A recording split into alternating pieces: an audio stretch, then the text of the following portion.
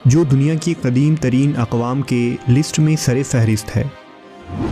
वहाँ के लोगों ने किस कदर तरक्की याफ्ता शहर को आबाद किया था कि जिसकी मिसाल आज की किसी एडवांस सिटी से कम नहीं है।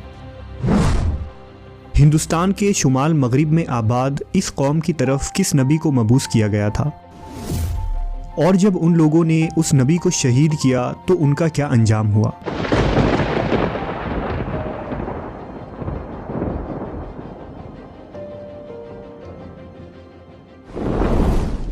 आज भी दुनिया के कोने कोने में ऐसी बेशुमार खंडरात मौजूद हैं जो अपनी शानदार हज़ारों साल कदीम शान व शौकत की गवाह है, जिनकी ताकत, क़ुव्वत, लश्कर, सलाहियत और ज़माने कभी पूरी दुनिया पर अपना असर छोड़ रही थीं। लेकिन अब न वो अक़वाम है और न उनके वो शानदार इलाके।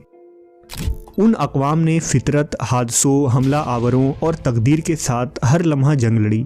उनमें कुछ तो अपने कुफ्र व शिर्क, कुछ फितना व फसाद, कुछ माल व दौलत के नशे में चूर होकर तबाह व बर्बाद हो गए। जबकि कुछ अक़वाम और तहज़ीब की बर्बादी की वजह ये बनी कि उन तमाम गुनाहों और सरकशी से रोकने के लिए अल्लाह ने उनमें जिन नेक बंदों और पैगम्बरों को मबूस किया, उन्होंने उन नबियों को ही शहीद कर डाला और अपने खालिक के ख़िलाफ़ ही खुलेआम बगावत कर दी। चंद ऐसी तहजीबों में एक तहजीब वादी सिंध भी है। वादी सिंध दरअसल कोई एक रियासत या शहर का नाम नहीं था, बल्कि ये जनूबी एशिया के शुमाल मगरबी इलाकों में कांसे के दौर की एक तहजीब थी, जो 3500 साल कबल मसीह से 1300 कबल मसीह तक आबाद एक बड़ा और फैला हुआ इलाका था, जिसमें बहुत सारे तरक्की याफ्ता शहर और गांव आबाद थे। ये वो दौर था जब हिंदुस्तान में आर्याओं की आमद भी नहीं हुई थी। वादी सिंध का बेशतर हिस्सा पाकिस्तान से लेकर शुमाल मशरकी अफ़गानिस्तान और मगरबी हिंदुस्तान तक फैला हुआ था। मोहनजोदाड़ो और हड़प्पा नामी शहर इस तहजीब की दारुल हुकूमत थी, जो सिंध की सबसे तरक्की याफ्ता और ताकतवर शहर था। मोहनजोदाड़ो को अगर किसी ऊंचाई से देखा जाए तो ये शहर दो हिस्सों में मुनक़सिम था। इसका एक हिस्सा अपर सिटी कहलाता था, जिसमें एक तरह का एडमिनिस्ट्रेशन ब्लॉक था, जिसमें स्टोपा, तालाब, अजीम बाला खाना और सतूनों वाला हॉल मौजूद था, और शहर का दूसरा हिस्सा निचला शहर कहलाता था, जो कारोबारी इलाका था और यहाँ मकानें, दुकानें और गोदाम वगैरह मौजूद थे।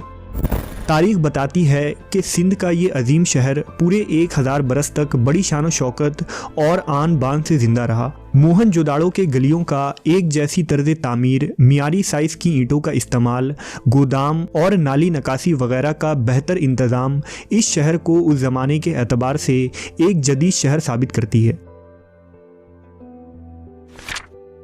मजहब के हवाले से कहा जाता है कि शायद ये लोग बुत परस्त थे। यहाँ से खुदाई के दौरान ऐसे बुत मिले हैं जिन पे औरतें बनी हुई थी, जिससे मालूम होता है कि मोहनजोदाड़ो के लोग धरती माता यानी ज़मीन देवी की पूजा किया करते थे। माहरीन के मुताबिक ये तहजीब अपने वक्त की पढ़ी लिखी कौम थी। मोहनजोदाड़ो से मिलने वाली मोहरों पर जानवरों के अशकाल के अलावा नामालूम ज़बान में चंद चीज़ें भी लिखी हैं, जिनको आज तक कोई भी पढ़ ना सका, और ख्याल किया जाता है कि शायद उन जुमलों को आइंदा भी कोई पढ़ ना सकेगा। जहाँ कुरान मजीद में एक तरफ आदो सुमूद, बनी इसराइल, अहले रोम और अहले फारिस जैसे बड़े अक़वाम का जिक्र है, तो वहीं ऐन मुमकिन हो कि वादी सिंध की इस बेमिसाल और अजीम कौम का भी जिक्र कुरान मजीद में मौजूद हो, जो दुनिया के कदीम तरीन तहजीब में सरे फहरिस्त है। लिहाजा कुरान मजीद में इरशाद बारी ताला है, उनसे पहले नूह की कौम और असहाबुर रस और समूद झुटला चुके हैं, और आद और फिरौन और लूत के बरादरान और ईका वालों और तबा के कौम ने भी इनकार किया था। सब ने पैगंबरों को झुटलाया, बस मेरा वादा अज़ाब उन पर सादिक आ गया। इन आयात से मालूम होता है कि इन गुज़श्ता कौमों को हलाक कर दिया गया था। उनमें एक कौम असहाबुर रस यानी कुएँ वाले थे। लिहाजा मवर्रखीन और मुफस्सरीन का ख्याल है कि असहाबुर रस का ताल्लुक़ ईसा अलैहिस्सलाम से भी पहले के ज़माने से है। ये एक खुशहाल कौम थी जिसे अल्लाह ने बेशुमार नेमतें अता की थी। उनके इलाकों में एक बहुत बड़ा कुआं था, जिससे वो पानी पीते और खेतों में आबपाशी किया करते थे। उस कुएं से पूरा शहर पानी पीता और अपने मवेशियों को भी पिलाता। ये कुआं उनके लिए बहुत ही बाबरकत था। इस कुएं के अलावा इस इलाके में कोई और तालाब या चश्मा वगैरह मौजूद नहीं था। उनका एक बादशाह था जो निहायत ही अदल व इंसाफ करने वाला और नेक इंसान था। कहते हैं कि जब उस बादशाह की मौत हुई तो कौम के लोगों ने उसके लाश पर एक रोगन मल दिया था कि वो गलने और सड़ने से महफूज रहे। लिहाजा बादशाह के मरने के बाद कौम के लोग बहुत रोए और बहुत गमगीन हो गए और शहर का निज़ाम दरहम व बरहम हो गया।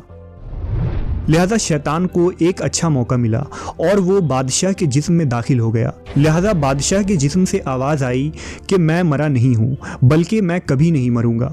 मैं सिर्फ वक्ती तौर पर गायब हुआ था ताकि मैं देखूं कि तुम मेरे बगैर कैसे रहते हो। ये सुनकर इस कौम के लोग बहुत खुश हुए। बादशाह ने कहा, मेरे और अपने दरमियान एक पर्दा लटका दो, अब मैं कभी नहीं मरूंगा। लिहाजा लोगों ने इसे तस्लीम किया और वो फितने में मुब्तला होकर उसकी इबादत करने लगे। लिहाजा अल्लाह ताला ने असहाबुर रस की तरफ एक नबी को भेजा जिनका नाम हज़रत हंज़ला बिन सुफ़वान अलैहिस्सलाम था। आप अलैहिस्सलाम ने कौम के लोगों को आगाह किया कि पर्दे के पीछे तुमसे शैतान मुखातिब होता है। अल्लाह के नबी ने उन्हें उसकी इबादत से रोका और शिर्क व कुफ्र से तौबा करने की हिदायत की। लेकिन शरकस लोगों ने हज़रत हंज़ला पर ईमान लाने के बजाय उन पर हमला करके उन्हें कत्ल कर दिया और उन्हें कुएं में फेंक दिया। इस अजीम गुनाह के सबब इस कुएं का पानी सूख गया, उनके दरख्त खुश्क हो गए, खेतों से अनाज बर्बाद होने लगे, लोग एक एक बूंद पानी के लिए तरसने लगे। नतीजे के तौर पर पूरी बस्ती अपने मवेशियों के साथ प्यास से तड़प तड़प कर मर गई और पूरी बस्ती दरिंदों का मस्कन बन गया। उलमा व मुफस्सरीन आज तक इस नतीजे तक नहीं पहुँचे कि ये असहाबुर रस की कौम ज़मीन के किस खित्ते में आबाद थे और उनका ज़माना कौन सा ज़माना था। लेकिन यहाँ एक हैरत अंगेज़ और गौर तलब बात यह है कि वादी सिंध के शहर मोहनजोदाड़ो की तबाही की वजह भी आज तक नामालूम है और आर्कियोलॉजिस्ट आज तक इस मुअम्मे को हल न कर सके कि मोहनजोदाड़ो जैसी अजीम तहज़ीब कैसे तबाह हुई। कुछ लोगों का कहना है कि आर्याओं के हमलों से ये लोग ख़त्म हुए थे। कुछ का मानना है कि किसी कुदरती धमाके से इस शहर को तबाह किया गया, जबकि कुछ माहरीन आसार सैलाब को मोहनजोदाड़ो के खात्मे का सबब करार देते हैं। वहीं मगरिबी तारीख दां मोहनजोदाड़ो को कुओं का शहर यानी द सिटी ऑफ वेल करार देते हैं, जिसकी बुनियादी वजह शहर में कसरत से पाए जाने वाले कुएं हैं। मोहनजोदाड़ो में सिर्फ अब तक दरियाफ्त होने वाले कुओं की तादाद 70 से ज़्यादा है, जबकि इस शहर के दरमियान में एक अजीम कुआं भी मौजूद है जिसके अंदर से बाकी सैकड़ों कुओं तक पानी पहुंचाने का इंतज़ाम था और ये कुआं शहर का मरकज़ी कुआं था। हैरानी की बात यह है कि उस दौर से ताल्लुक़ रखने वाली दूसरी तहज़ीब हड़प्पा से सिर्फ और सिर्फ 8 कुएँ दरियाफ्त हुए हैं। लिहाजा मोहनजोदाड़ो की बस्ती और असहाबुर रस यानी कुएं वाले कौम के दरमियान बहुत सारी चीज़ें यकसा हैं, जैसे दोनों तहजीबों का ही कुओं से ताल्लुक़ होना, बुत परस्ती, खुशहाली के बाद अचानक तबाही। दोनों का दौर ही हज़रत ईसा अलैहिस्सलाम के ज़माने से पहले का है। ये सब हक़ाइक़ हमें दावत देती हैं कि हम गौर करें कि क्या असहाबुर रस की कौम मोहनजोदाड़ो वाले लोग थे या फिर कोई और तहज़ीब थी जिसको दुनिया के सामने आना अब भी बाकी है। अगर ये दोनों एक कौमें थीं तो हमें इससे इबरत हासिल करनी चाहिए और ये जानकर हमारा ईमान मज़ीद मजबूत हो जाना चाहिए, क्योंकि मोहनजोदाड़ो 20वीं सदी ईस्वी में दरियाफ्त हुआ, जबकि कुरान मजीद ने 1400 साल पहले ही इसे असहाबुर रस के नाम से बयान कर दिया था।